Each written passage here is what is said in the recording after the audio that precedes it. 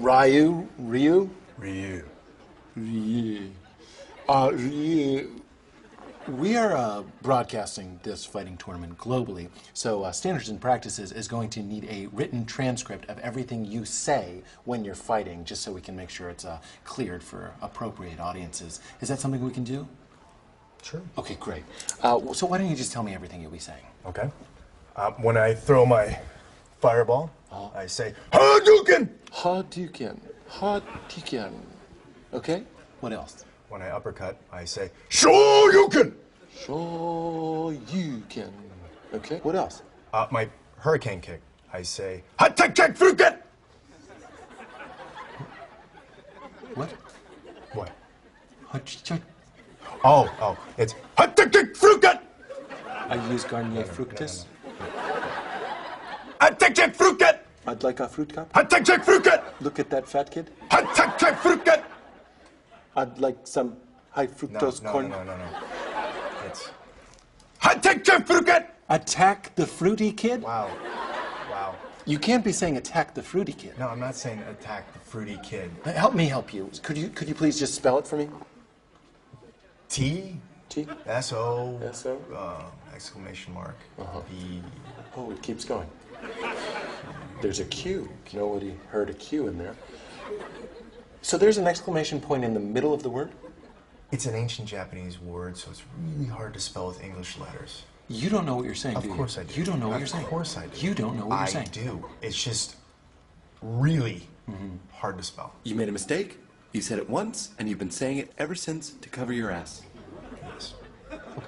That's fine. I just think that's going to be a bit of a problem, because if you don't know what it means, for all we know, it means I hate the Jews. You don't hate the Jews. Okay. Luckily, S&P has sent over a pre-approved list of things you could say when you do your hurricane kick. How's about this one? My spinny kick will kick you and hurt a lot. I can't say that. I need to strike fear in my opponents. How about my fierce foot will attack your ass? I don't think that'll ever fly. It's a little blue. How about feel the wrath of my little piggies making contact with your punum? No. A what? A what? Punum. It's Yiddish. Do you hate the Jews? How about my hurricane of flesh will pound your ass? Okay, what's with you and asses? It's my fighting style. How about this? Legal sent this over. Your face, if within close enough. No, I'm sticking with Hatakekfuken. Listen, Ryu, if you don't pick one of these pre-approved fight statements, we can't let you in the tournament. I know you have a vendetta with Sagat. You got to solve that. You want another go at him, don't you? Give him another scar? Okay. I'll take the Poonam one. Okay, good choice. Poonam. I like that. 2 U's in that word. Good for Scrabble if you're playing with a rabbi. It's official. Take that to legal. And lay off the asses, okay? You're the popular one. Even though you look like the Karate Kid. Your name sounds like a noise Arnold Schwarzenegger would make if you poked him. Go! It's the Pete Holmes Show!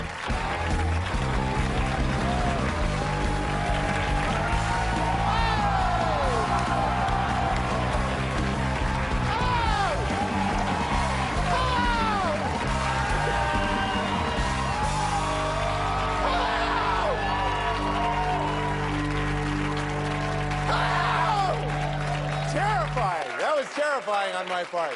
Hello, everybody. Welcome back. We're back to a new episode of the Pete Holmes Show. It's so wonderful to see you guys excited. We made it. We totally made it. What a wonderful night. A lot of pressure on the old Petey. A lot of pressure. See, even right here. Oh, I hope he throws it into gear any second. Kind of forget how. We've been a while. Oh, see? We've been away a while. Dick butter. See, what if I just said dick butter in the opening? Feel it. Feel that dick butter. It's great to be here. I feel like this is a good time to have a declarative statement like it's great to be here. I find those are really fun if you ever want to freak out your friends, though. Like, here's a good one. If you're ever, like, watching just like a regular night, like it's a Thursday, you're watching some Netflix with some friends, just freak them out and look at them during, like, a pause and be like, this is the best night of my life. Just like a regular, instantly freaks everybody you know out. There's actually a better one, though. If you're hanging out with people that you've only hung out with like once or twice before, let's say you're in line for the Lego movie, or whatever movie you happen to like in this analogy. So you turn to your friends, wait for a pause, and turn to them and go, "You guys are my real family." That'll instantly freak everybody you know out. I was reminiscing in my office earlier today. You know what I was thinking about? I was remembering how great lying used to be. Remember lying? Yeah. The monologues about lying. Lying at one time was a wonderful thing. I'm not talking about like crazy hurting people lies. Like, yeah, sure. I checked the bolts on the Ferris wheel. Not like that. That's a bad lie. I'm talking about little lies, simple stuff. Like you invite me to do something. I don't want to do it, but I also don't want to hurt your feelings. Enter the lie. You're just like, my dog's sick, or I'll be out of town, or I'm sick and my dog will be out of town. Who cares? That little lie got me out of apple picking with Steve. Your 6 a.m. apple picking plans are shit, Steve. Get them out of my face, Steve. Thank you, lie. Now, I don't lie every day. I don't even lie every week. I lie maybe every 4 months. It's a seasonal treat. Like a Cadbury cream egg, but it's filled with like an easy way out instead of a disgusting sugar yolk. You know what I mean? But then you know what ruined everything? The internet. The internet ruined everything. What am I, Amish? That internet. Things were better when we got our news from the corn. Had high hopes for that one. For the picture of an Amishman picking up a piece of corn like, "What's that you say? Rain on Friday." Crowd sat it out. That's okay. I respect that. I'm saying specifically, not just the internet, but social media has ruined lying. Lying's done because now everybody knows what you're doing. Like people can be like, "Hey, I thought you said you were out of town, but yesterday I saw a vine of you and your dog yucking it up in the park." Thanks a lot, Vine. Lifelong friendship destroyed because I just had to post a 6-second video of my dog sniffing so many balls. Just all of the balls. Thanks, Vine. But it's impossible to get away with breaking plans these days. Like, you can't just be like, "Hey, so sorry, I can't make it to your self-publishing seminar. Jaw wired shut." Yeah, that's good. I don't know why this is Norm Macdonald. Yeah, that'll stick. Yeah, my jaw wired shut. Send. Then your dumbass forgets the lie, and you go to a deli and tweet, "These f***ing hoagies are the best!" Hashtag f***ing hoagies, hashtag Norm Macdonald. Ruin it! Social media has robbed us of some classic lies. Here's one. You want to impress a girl at the bar, you go up to her and you're like, "Hey, you know, ladies, I'm actually an astronaut." 20 years ago, girls would be like, "Woo! I want to go to the moon!" These days, they can just be like, "I work in space." They check. They're like, "Really? Bing says you work in a quarry." And here's an old standby lie that nobody can use again. My Nana died. Yeah, not only can you Google obituaries, they can Facebook your Nana. Right on her wall, like, "Pete said you died." And she tweets, "Pete's out of the will." Nana's still got some fight left in her, hashtag Nana. Hashtag mo grandkids, mo problems. We got a great show, everybody. I'm going to talk with Judd Apatow and Olympic skier Bode Miller. We'll be right back.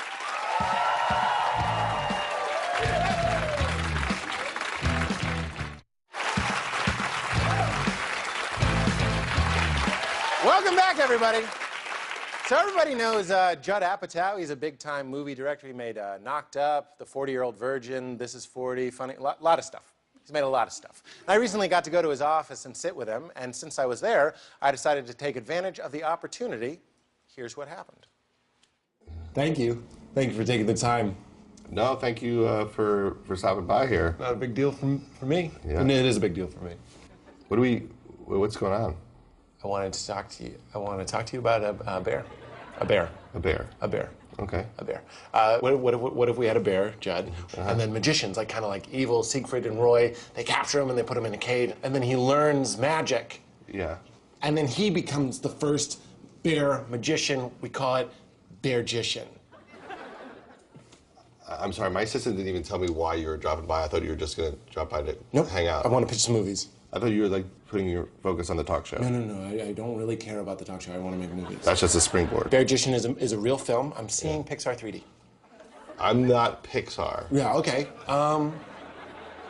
It's a frog. A frog is, hopping about, and he gets scooped up in a mason jar. He learns magic. Jonah Hill is... Frogician. Frogician. Okay. Usually, the movies that we work on, they're not science fiction and they're not like animals who talk. They're usually just about people. You're right, stupid. Human stories. Yes. An eel is swimming, and then a net for a butterfly, but they put it in the water, and they capture the eel. Eelgician? No, that one's called Eel-illusionist. The eel. It's not a genre I understand. How about This is 50? This is 50. No. The 50-year-old virgin. No. This is 60. No. Here is a 60-year-old virgin. I thought that you had a lot of ideas. I do. Do you have anything else that's not sci-fi magic or something we've done already? Okay, there's a man, he's 22, he gets married because he's religious, and then 6 years later his wife cheats on him with a small Italian man. Ooh! And then I get my heart broken, but I learn life lessons. Try it. That doesn't seem like a comedy at all. That just seems tragic and sad. That's my life. That's too sad. See, I think no one would want to see that because it's just so sad. But I'm over it, look at me. I don't know if you are over it. You have this whole stance of positivity, but you can feel the pain is right there, and it throws me. But then I redefine my faith and start stripping a bunch of random broads. That's even sadder. Okay, if you don't want to make one of my movie ideas, maybe we could find some middle ground. I could be in one of the movies you're already going to make. I don't hold auditions. I just watch people on TV, and if I like them, I hire them. Have you ever seen my show? I did see one of them.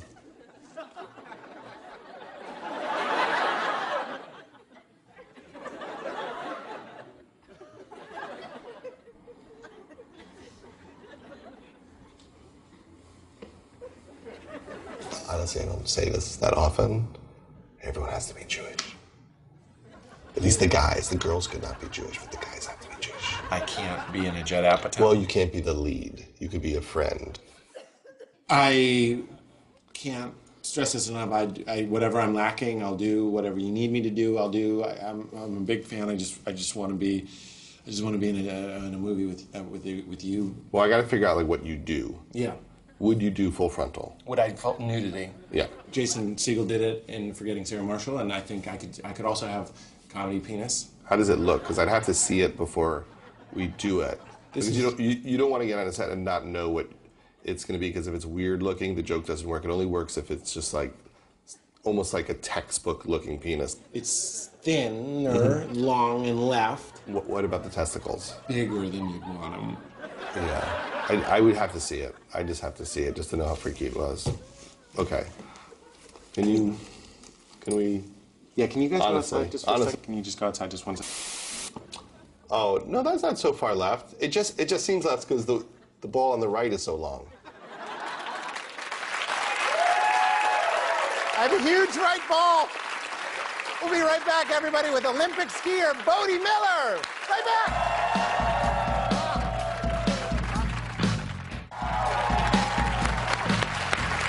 Welcome back, everybody. So recently I got to sit down with a 6-time Olympic medalist and one of the best skiers of all time. This fella won a gold medal in 2010 in Vancouver, and he just took the bronze in Sochi for Super G, the Super G. And upon sitting down with him, I found out he's also super chill. Let's take a look at my meeting with Bode Miller. I am honestly thrilled to be sitting down with one of the most legendary skiers of all time, Bode Miller. Thanks for taking the time. Absolutely. Thanks for being here, Bode, the Bode man. So that's a pretty unusual name, Miller. Did they name you Bode for the Bodhi tree, under which Buddha sat and achieved nirvana? You know, it's not spelled the same, so you'd have to assume not. But they're the kind of people who, and I actually tried the same thing.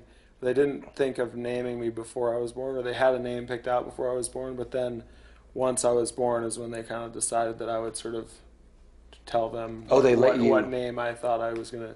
Yeah, so they were right in the zone. And I was born with my eyes open. I was home birth, so my dad was the one who was there, sort of delivering me.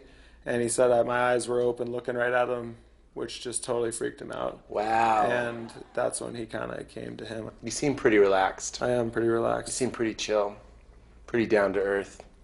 But then you hit those slopes and you become a monster.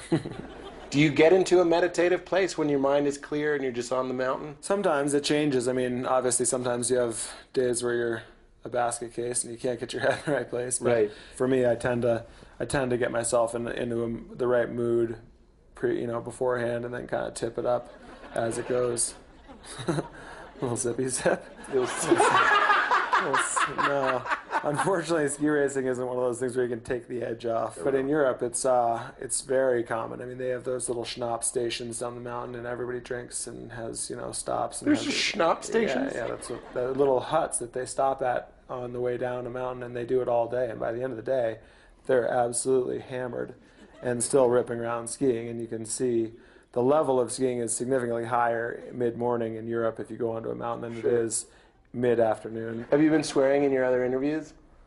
Yeah, I can't help it, really. I think there's certain ideas and certain Gaps modes in of vocab. expression that you just can't get around. Balls. You do one. Now you. There you go. Now you. No, I said it's expression. I don't just do them. There's no flagrants in this side of the room. I have to give you something to say. You have to lead me.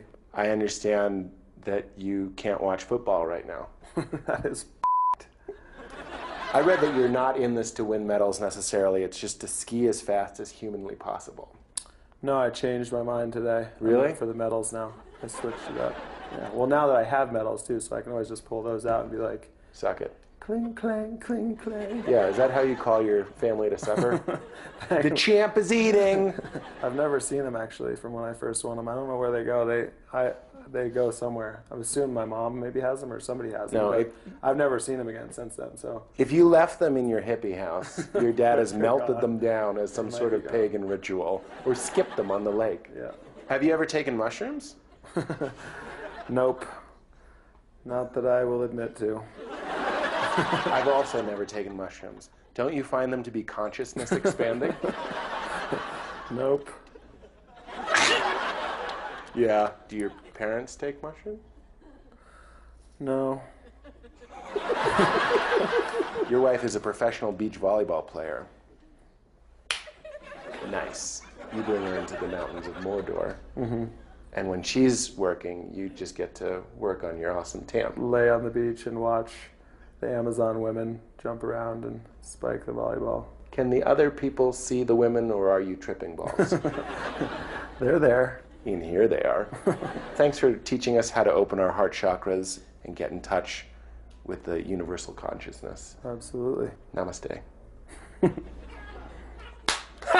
went low that time. I think it's totally great that he never took mushrooms. We'll be right back, everybody, with more show. Right back!